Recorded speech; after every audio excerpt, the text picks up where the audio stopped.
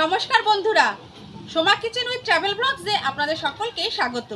আমি ইন্দ্রাণী। আজ চলে এসেছি আমাদের বাড়ির পাশেই এক দিদির বাড়িতে।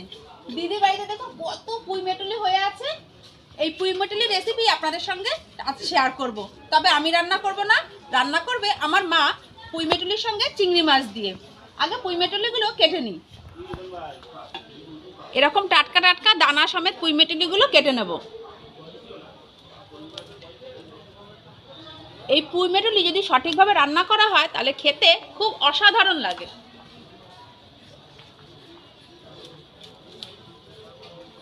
কত সুন্দর হয়ে আছে, অনেক হয়েছে।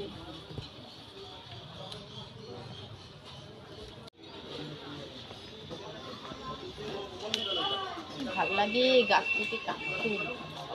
আমাদের তো গাছ নেই, কি ভালো লাগছে এরকম গাছ থেকে কেটে কেটে খেতে।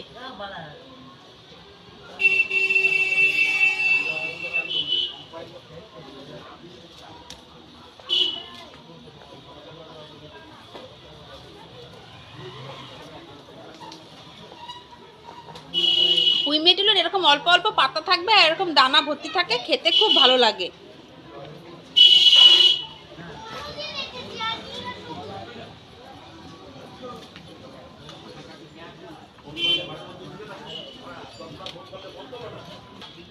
অনেকগুলো কাটা হয়ে গেছে, আর কাটবো না, এবার বাড়ি চলে যাব। এইভাবে দেখুন পুঁই শাকের ডাঁটাগুলো কেটে নেব। এই যে প্রথমে পাতাগুলো আলাদা করে কেটে নিয়েছি, এবার এইভাবে শুধু ডাঁটাগুলোকে কেটে নেব, আর পাতার যে অংশটা থাকে সেটাকে বাদ দিয়ে দেব। দিয়ে এই যে ডাঁটাগুলো এইভাবে আঁশ ছাড়াতে হয় না পুঁই শাকের, এইভাবে কেটে নেব।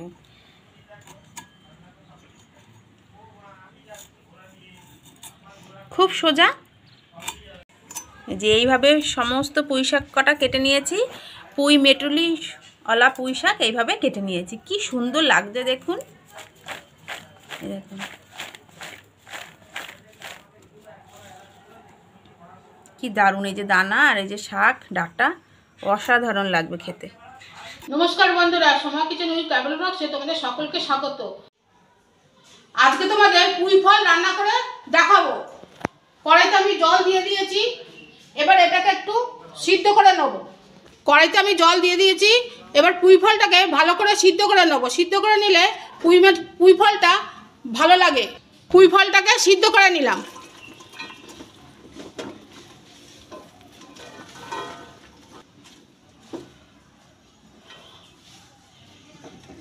দশ 15 মিনিট ধরে এই পুঁই ফলটাকে সিদ্ধ করে নিতে হবে। এবার ঢাকা দিয়ে দেবো। পুঁই ফলটা সিদ্ধ করার জন্য আমি ঢাকা দিয়ে দেবো। ঢাকাটা এবার খুলে নেব।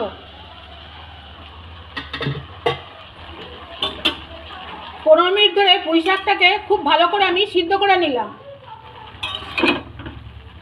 দেখো বন্ধুরা, খুব ভালো করেই সিদ্ধ হয়ে গেছে। এবার পুঁই শাকটাকে জল সমেত আমি ঢেলে নেবো একটা জায়গায়। সিদ্ধ করা পুঁই শাকটাকে আমি ঢেলে নিলাম। কড়াইতে এবার সরষের তেল দিয়ে দিলাম। তেল গরম হয়ে গেছে, এবার দুটো শুকনো লঙ্কা আমি দিয়ে দিলাম। এবার 1 চামচ পাঁচফোড়ন দিয়ে দিলাম। শুকনো লঙ্কা আর পাঁচফোড়ন তেলের মধ্যে ভালো করে ভেজে নেব। পুঁই শাক রান্না করার জন্য আমি আলু, বেগুন, কুমড়ো, একটু মিষ্টি আলু আর শিম, তার সাথে আর 4-5টা কাঁচা লঙ্কা চিড়ে রাখছি, এটা আমি তেলের মধ্যে দিয়ে দেবো। তেলের মধ্যে দিয়ে দিলাম সব সবজিগুলো। সব রকমের সবজিগুলো তেলের মধ্যে ভালো করে ভেজে নেব।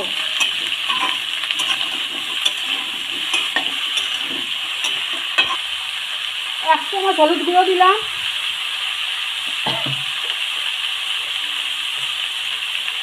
লবণ দিয়ে দিলাম। 1 চামচ জিরের গুঁড়ো দিলাম। হলুদ লবণ দিয়ে সব সবজিগুলো খুব ভালো করে ভেজে নেব।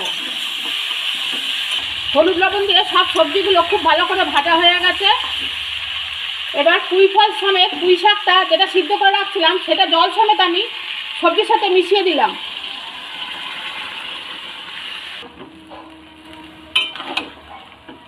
সবজির সাথে শাকটা খুব ভালো করে আমি নেড়ে নেব। সবজির সাথে শাকটা খুব ভালো করে মিশিয়ে নিয়েছি, এবার ঢাকা দিয়ে দেবো। ঢাকাটা দিয়ে দিলাম। চিংড়ি মাছগুলোকে খুব ভালো করে পরিষ্কার করে ধুয়ে আমি বেছে নিয়েছি। এবার এটাতে আমি লবণ হলুদ মাখিয়ে নেব। কড়াইতে তেল দিয়ে দিলাম। চিংড়ি মাছগুলোকে আমি একটা অন্য কড়াইতে ভেজে নিচ্ছি। তেল গরম হয়ে গেছে, এবার হলুদ লবণ মাখানো চিংড়ি মাছগুলোকে ভেজে নেব।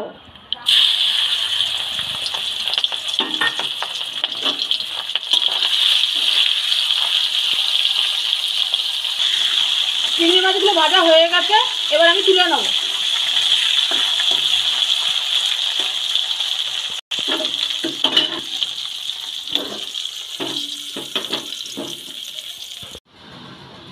ঢাকাটা খুলে দিলাম।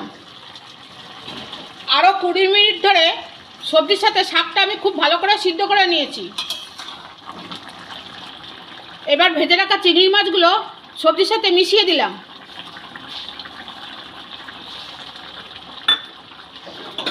চিংড়ি মাছ দিয়ে সবজিগুলোকে খুব ভালো করে নেড়ে চেড়ে নেব। পুঁই শাকের পুঁই ফল খুব ভালো করে সিদ্ধ হয়ে গেছে। 10 মিনিট ধরে চিংড়ি মাছটাকে দিয়ে পুঁই শাকটাকে খুব ভালো করে রান্না করে নিয়েছি। এবার একটু চিনি দিয়ে দেবো। চিনি দিলে একটু ভালো লাগে মিষ্টি মিষ্টি খেতে। তোমরা চাইলে চিনি নাও দিতে পারো, আমি একটু চিনি দিয়ে দিলাম, কেন শাকটা আরও খেতে সুন্দর লাগবে, মিষ্টি মিষ্টি।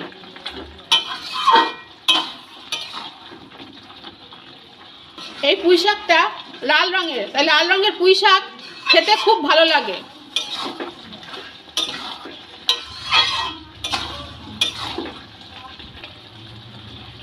এই সময় পুঁই শাকের পুঁই ফল হয়, তাই এই পুঁই ফল সমেত রান্না করলে খেতে খুব ভালো লাগে। এবার একটু ধনে জিরে গুঁড়ো ভাজা মশলা দিয়ে দেবো। মশলাটা দিলে খেতে আরও সুস্বাদুও লাগবে আর দারুণ লাগবে। মশলাটা দিয়ে খুব ভালো করে নেড়ে চেড়ে নেব। তোমরাও এইভাবে বাড়িতে রান্না করে খেয়ে দেখবে, অবশ্যই ভালো লাগবে। আর ভালো লেগে থাকলে অবশ্যই লাইক শেয়ার কমেন্ট করে জানাবে, আর আমার চ্যানেলটিকে সাবস্ক্রাইব করবে। পুঁই ফল সমেত পুঁই শাকটা রান্না হয়ে গেছে, এবার আমি নামিয়ে নেব। চিংড়ি মাছ দিয়ে পুঁই ফল বা পুঁই মেটুলির এই রেসিপি আপনাদের ভালো লেগে থাকলে প্লিজ লাইক শেয়ার কমেন্ট করবেন। যদি আমার চ্যানেলে নতুন হয়ে থাকেন অবশ্যই চ্যানেলটিকে সাবস্ক্রাইব করে পাশে থাকা বেল আইকনটি প্রেস করে দেবেন।